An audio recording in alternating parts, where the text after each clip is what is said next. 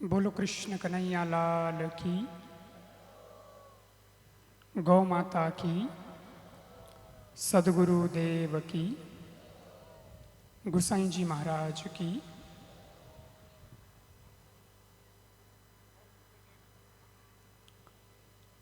सच्चिदानंद रूपाय विश्वोत्पत्त्यादि Hathaway तापत्रय विनाशाय श्रीकृष्णाय वयं नमः।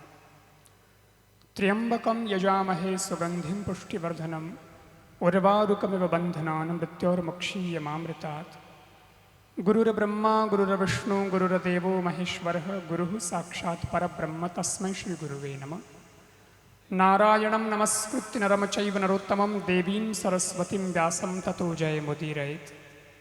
सर्वप्रथम परम कृपालु परमात्मा के श्री चरणों में वंदन करता हूँ, गोसाई जी महाराज के चरणों में वंदन करता हूँ, गौ माता के चरणों में वंदन करता हूँ, परम पूज्य आदरणीय श्रद्धेय श्री सदगुरुदेव महाराज के श्री चरणों में वंदन करता हूँ।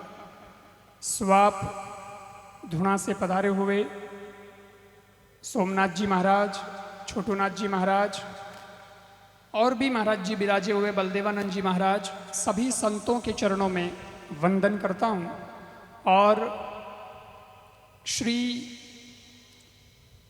ओम जी मुंडेल साहब जो जिनके वाणी के माध्यम से, जिनकी प्रेरणा से आप सब लोग देख रहे हैं कि गौ भक्त तैयार हो जाते हैं, गौ भक्तों में एक ऊर्जा आ जाती है और वे केवल आऊ की धरती नहीं, संपूर्ण राजस्थान की धरती और राजस्थान से भी बाहर भारत की धरती पर माने कई ऐसे स्टेट हैं जहां पर आप पधारते हैं और अपनी वाणी के माध्यम से गौ सेवा करवाते हैं।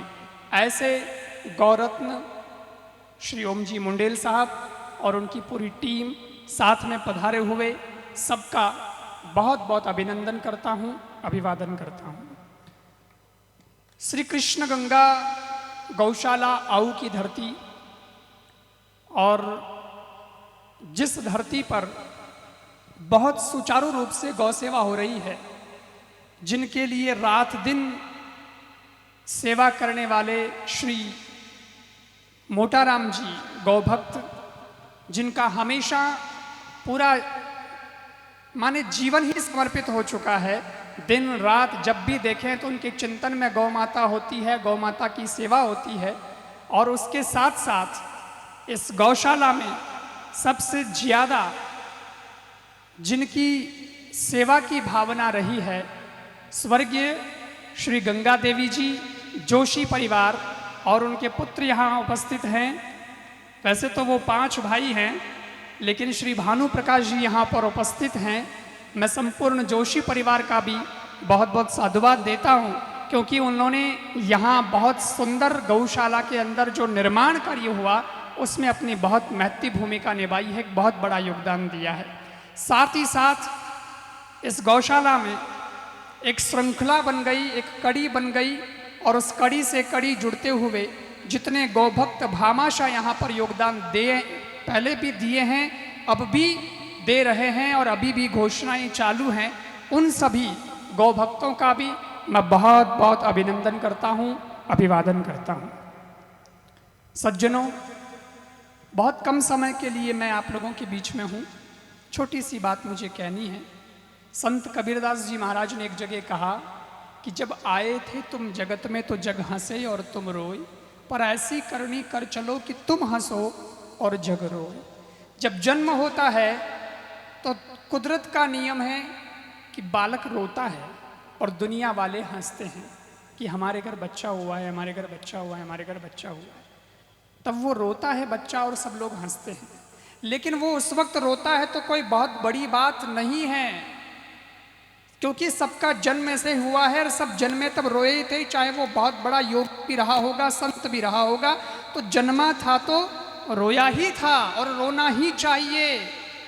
जन्मे तो रोए, कोई बात नहीं है, लेकिन दुख की बात तब है कि जन्म के बाद जब वो बड़ा हो गया तब भी रोया, और बड़े होने के बाद बूढ़ा हो गया तब भी रोया, और ऐसे ही रोते रोते जिंदगी गुजार गया।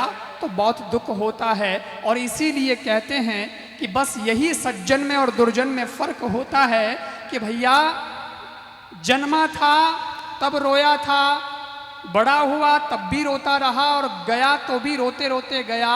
वो तो सामान्य जीवन है। लेकिन जो जन्मा था तब भले ही रोया था, लेकिन बड़े होने के बाद अपने विवेक से इस प्रकार का जीवन जिया कि स्वयं भी हंसता रहा और औरों को भी हंसाता रहा, औरों के आंसुओं को पहुँचता रहा। और जब वो चला गया तब भी हंसता हंसता गया, लेकिन दुनिया वालों की आंखों में आंसू छोड़ करके चला गया कि ऐसा व्यक्ति इस दुनिया से क्यों चला गया। तब समझना कि जीना हमारा सार्थक हो गया है और इस धरती से एक महापुरुष विदा हो गया है। ये जीवन है। इस जीवन के प्रति ये सोच हमारी होनी चाहिए कि हमें जीवन किस प्रकार का जीना। दुनिया में घना लोग एड़ा है जकार जीवन रो कोई सार नहीं है, जाने जीवन में कोई चिंतन नहीं है, कोई मंथन नहीं है, कोई उद्देश्य नहीं है, कोई विचार नहीं है। एड़ा लोग भी घना है जाने जीवन में सार नहीं। कई लोग तो एड़ा है कि खुद भी रोवे दूजों ने भी। एक बार री बात है, यूं तो देखो कई लोग दुनिया सो जावे जाने खुद भले ही हंसता हंसता जाए, दुनिया ने रुलान जाए। कई लोग एड़ा भी होवे जका जावे तो दुनिया लारे रोवे, लेकिन वहां रोना रोना में भी फर्क हो गए। एक तो रोवे कि भाई फल तो बढ़िया हो, एक तो रोवे कि फलाना आदमी बहुत बढ़िया हो, इन दुनिया से चले क्यों, माने अड़े आदमी की जरूरत ही क्यों चला गया वो इस दुनिया से। और एक आदमी मर जावे तो लारे लोग रोवे कि फलाणो मर गयो, धरती रो भार कम हो गयो, पापो कटियो। एक आदमी हो जने उन्हीं लुगाईओं ने कहो कि हुणो थे जाओ पर आला नहीं, जने थोड़े लारे कोई नहीं रोवेला। वो आदमी कहो कि कहीं कहो, बोले हाँ थे मर जाओ जन थाने लारे कोई को नहीं रोवे। वो क्यों मारे लारे रोवन वाला लैंड लागेला। अरे कोई को नहीं लैंड में, एक मैं ही हूं और मनी धर्मदार देनी पड़ी, हाथ फेरा कहा नहीं इन वास्ते, बाकी थाने लारे कोई नहीं रोवेला। वो आदमी कहो कि मैं मरूला तो रोवण वाला नहीं लैन लागेला। अरे बोले थे परिवार राखी नहीं, समाज राखी नहीं, रिश्तेदारी थाने की राखी नहीं, मित्रों थे राखी नहीं, कोई व्यवहार आज तक दुनिया में राख्यो नहीं, कौन रोई थाने लारे। वो आदमी कहो मैं कहो नहीं लैन लागेला रोवन वाला नहीं। बोले कौन, बोले हगड़ों पहला तो वो मकान मालिक रोई, क्योंकि 6 महीने रोकी रही गुंदी हो। पचे दूध वालों भाई रोई, 4 महीने रुपया वो नहीं बाकी है। पचे अखबार वालों भाई रोई, 2 महीने रो नहीं दिया कोनी। हैंग रोता रह जाई कि पैसा गया जको गया, पैड़ कौन देन गया। लेकिन सज्जनों वो जिंदगी नहीं है। जिंदगी को ऐसी 2 प्रकार की बातें हैं, या तो जिंदगी को गंदगी बना दिया जाए या जिंदगी को प्रभु की बंदगी बना दिया जाए। जितने लोग यहाँ गौ सेवा में जुटे हैं और जिन्होंने अपनी गाड़ी कमाई से यहाँ पर सेवा प्रदान की है, अपनी तिजोरियों के अपने तिजोरियों के तालों को जिन्होंने खोला है, मैं ऐसे लोगों को बहुत बहुत साधुवाद देता हूं, क्योंकि वो अपनी जिंदगी को प्रभु की बंदगी बनाने में लगे हुए हैं। मैं साधुवाद देता हूं उन सब कार्यकर्ताओं को भी। मैं जब यहाँ पर आया और गौशाला भ्रमण हमने किया, मोटाराम जी के द्वारा जो प्रेरणा हुई है, जो सेवाएं यहाँ हो रही है, मैंने वो देखी है। आगे के नए नए प्रोजेक्ट के बारे में मैंने सुना है। मैं जोशी परिवार को भी साधुवाद देता हूँ कि पशु चिकित्सालय खोलने की घोषणा आपने करी है। यहाँ पर और भी बहुत सारे निर्माण होने हैं। नंदी शाला जो है वो यहाँ पर खुलने की तैयारी है। और जिस जगह पर आप बैठे हैं उस जगह पर भी 3 दिन तक ट्रैक्टर चला है, मशीनें चली हैं, और आप लोगों की बैठने की व्यवस्था नहीं थी, लेकिन सारा बौड़िया बीजा कटा कुटून अठे बैठने की सुंदर व्यवस्था करवाई गई है। मैं ऐसे कार्यकर्ताओं को भी बहुत बहुत साधुवाद देता हूं, धन्यवाद देता हूं। और साथियों, अब एक बात निवेदन करना चाहता हूं, क्योंकि गौ माता की बात आई है, तो गौ माता के लिए आप लोग यहाँ सेवा कर रहे हैं, वो बहुत अच्छी बात है। गौशाला खुली है, ये भी बहुत गौरव की बात है। लेकिन मैं निवेदन इतना करना चाहता हूं कि ये केवल इसीलिए नहीं कि सारी गायें गौशाला में इकट्ठी होती रहें और यहाँ गायों की संख्या बढ़ती रहे, बल्कि कुछ संकल्प ऐसा भी लेकर के जाना कि अपने अपने घर में अगर एक भी गाय आप पाल सकते हो तो वो एक एक गाय पालने का संकल्प लेकर के जाना। आपके घर गौ माता होगी, सवेरे उठते ही उसका दर्शन करोगे, दूध बच्चे उसका पिएंगे तो उनका दिन भी अच्छा जाएगा और उनका जीवन भी अच्छा गुजरेगा। क्योंकि हमारी संस्कृति है, ये हमारी पहचान है। जिस दिन से हमारी ये पहचान खत्म हो जाएगी ना, सब कुछ खत्म हो जाएगा। आज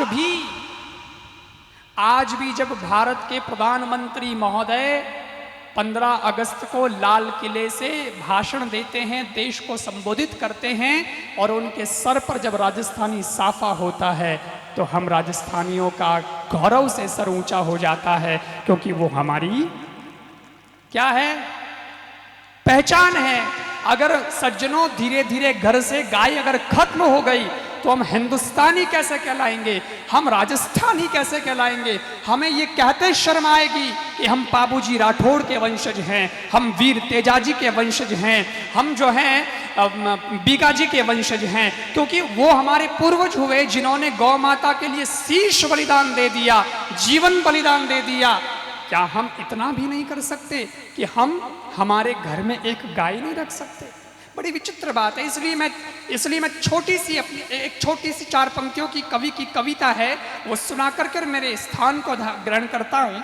बहुत सुंदर बात लिखी है, बहुत सुंदर प्रेरणा लिखी है। और ओम जी मुंडेल तो अपने जीवन को समर्पित कर दिए, वो तो इस आंदोलन में लगे हुए हैं। अभी 7 नवंबर की घोषणा भी आपने करी, एक बहुत बड़ा आंदोलन आप करने जा रहे हैं और सबका साथ होगा तब ये कार्य होगा, क्योंकि ओम जी मुंडेल की अकेले की गौ माता नहीं है, वो सबकी गौ माता है। वो जब दूध देती है तो भेदभाव नहीं करती है कि इसको दूंगी इसको नहीं दूंगी। तो फिर वो गौ माता जब सबकी है तो हमें भी उसका सुपुत्र बनकर के सेवा करने का फर्ज बनता है, हमारा कर्तव्य बनता है। युगों युगों से भारत भूमि की शान रही गौ माता है, इस मिट्टी के कण कण की पहचान रही गौ माता है।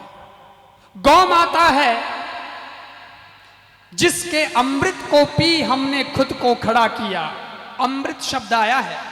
स्वामी विवेकानंद जी विदेश में गए, उनसे पूछा गया कि भारत के अंदर सबसे बढ़िया दूध किसका होता है? उन्होंने कहा कि दूध तो भैंस का ही सबसे बढ़िया होता है। बोले हमने तो सुना है कि गाय का दूध सबसे बढ़िया होता है और आप कह रहे हैं कि भैंस का दूध सबसे बढ़िया होता है।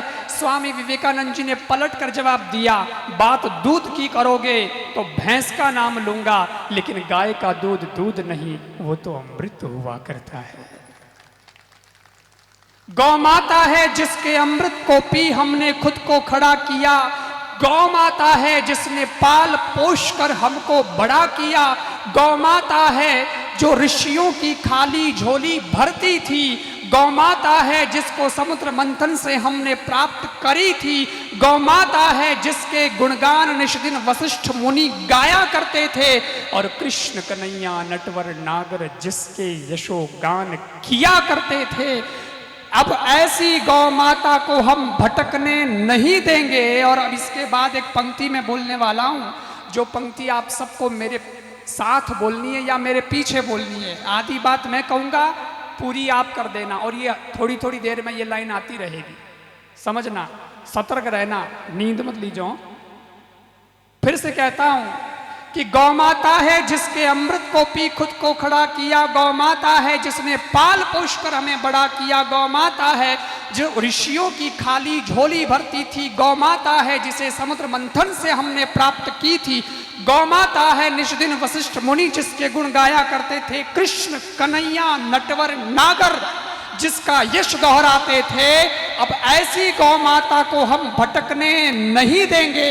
अब ऐसी गौ माता को हम भटकने नहीं देंगे। शीश भले ही कट जाए पर गाय यूं बची। और यूं वही आंदोलन 7 नवंबर वाला ओम जी, जब तक आपकी आवाज नहीं आएगी, जब तक ये आहू का आसमान गूंज नहीं जाएगा, तब तक बात नहीं बनेगी। अब इस तरह से गौ माता को हम भटकने नहीं देंगे। शीश भले ही कट जाए पर गाय, क्योंकि सभी धर्म ग्रंथों में गाय की छवि उज्जवल उजियारी है। सिद्ध संतों धर्माचार्यों ने गौ सेवा स्वीकारी है। जब राजा दिलीप ने, राजा दिलीप रो नाम हुनियो, राजा दिलीप को संतान नहीं थी, गए वशिष्ठ मुनि के आश्रम में, कहा गुरुदेव संतान नहीं है। उन्होंने कहा कि जाओ नंदनी माँ की सेवा करो। वो नंदनी को लेकर के आए और उसकी सेवा करते, उसकी रक्षा में